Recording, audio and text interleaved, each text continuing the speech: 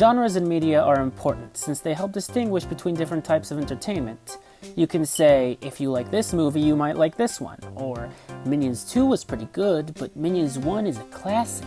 However, you can't compare Super Mario 64 to Resident Evil, since those are completely different games. It seems as though the battle between the Nintendo 64 and PlayStation will be directly related to players' choices between Super Mario 64 and Resident Evil. Usually the difference between genres is clear, but then we have action-adventure. Action-adventure games are games with action and adventure.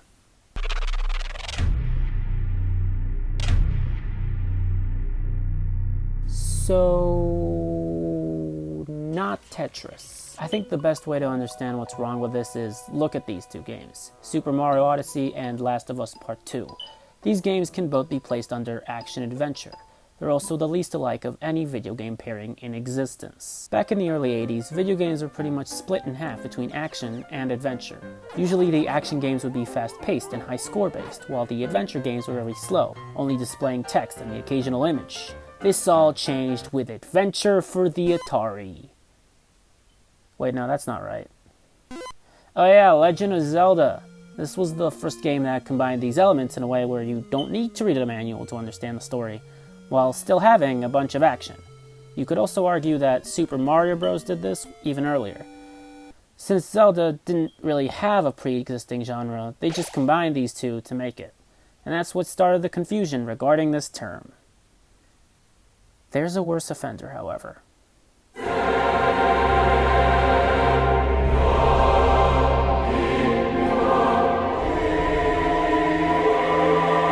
According to Wikipedia, a role-playing game is a game where you play the role of a character. Now, this is generally reserved for Dungeons & Dragons, but... Okay, let's start here. This is Dragon Quest, an RPG. Makes sense so far, right? So from this game, we can understand an RPG has turn-based combat and EXP and leveling. What does that make Xenoblade Chronicles then? That game doesn't have turn-based battles, but people definitely call that an RPG. Does that mean leveling up and increasing stats makes a game an RPG? Ah, Castlevania Symphony of the Night, my favorite role-playing game. There's JRPGs which have no relation to each other except being made in Japan. However, Dark Souls, which was also made in Japan, is called a Western RPG, even though Western RPGs are supposed to be made in the West. We have action RPGs, and so many of those have absolutely nothing in common. What defines these ones? They're RPGs without the turn-based combat, but we still haven't figured out what an RPG even is. MMORPGs are RPGs that are also MMOs, and frankly that just too many RPGs. Monster Team RPGs are Pokemon are just open world games. That's it, they're just open world games. Now, considering all this, is Paper Mario the Origami King an action-adventure or an RPG?